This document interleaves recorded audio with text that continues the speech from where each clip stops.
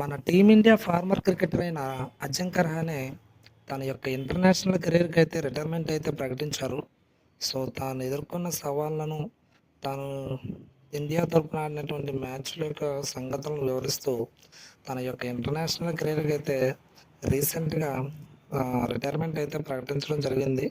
ఇక మీదట తను ఏ ఇంటర్నేషనల్ మ్యాచ్ ఆడబోనని, ఈ తన కెరియర్లో భారతదేశానికి ఆడడం ఎంతో గర్వంగా భావిస్తున్నానని చెప్తూ, ఎమోషనల్ అవుతూ తన యొక్క భావాలని, తన మనసులో ఉన్నటువంటి ఆ ఒడిదుడుకులను, వ్యక్తిగతమైనటువంటి ఎదుర్కొన్న సవాళ్ళను గురించి వివరిస్తూ, తన యొక్క ఇంటర్నేషనల్ కెరియర్ మీదట ఉండబోదని చెప్తూ, తన ఇంటర్నేషనల్ కెరియర్కి అయితే రీసెంట్గా ముగింపునైతే పలికారు.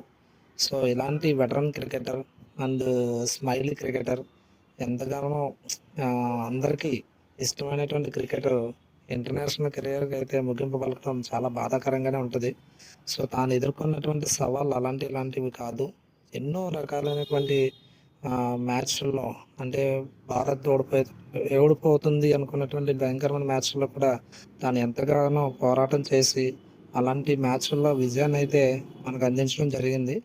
ముఖ్యంగా ఆస్ట్రేలియన్ టూర్లో మనం ఎదుర్కొన్నటువంటి సవాళ్ళలో అజింక్య రహానే చూపించినటువంటి చొరవతో మనం అయితే టెస్ట్ సిరీస్ను కూడా గెలుచుకోవడం జరిగింది. అలాంటి వెటరన్ క్రికెటర్, అలాంటి ఫార్మల్ క్రికెటర్ ఇంటర్నేషనల్ కెరియర్కి అయితే ముగింపు చెప్పారు. ముఖ్యంగా ఆస్ట్రేలియాలో జరిగినటువంటి సిరీస్లో ఏంటంటే,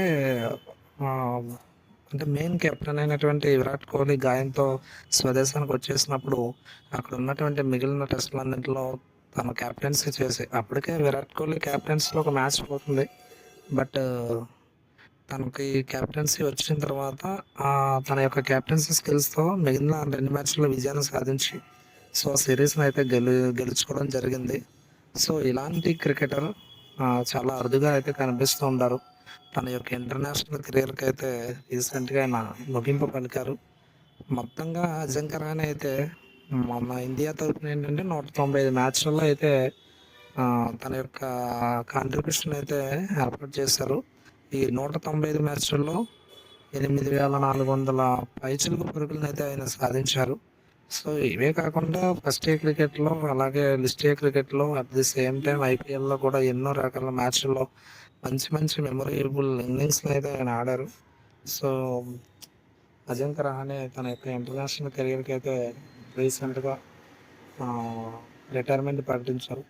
సో ఇలాంటి క్రికెటర్స్ తన యొక్క కెరియర్లో మంచి విజయాన్ని అందుకోవాలని మనస్ఫూర్తిగా కోరుకుంటూ, so thank you very much Ajinkya Rahane గారు. మీరు మీ లైఫ్లో ఇంకా మంచి ఉన్నతమైనటువంటి స్థానాలకు ఎదగాలని మనస్ఫూర్తిగా కోరుకుంటున్నాను. So thank you.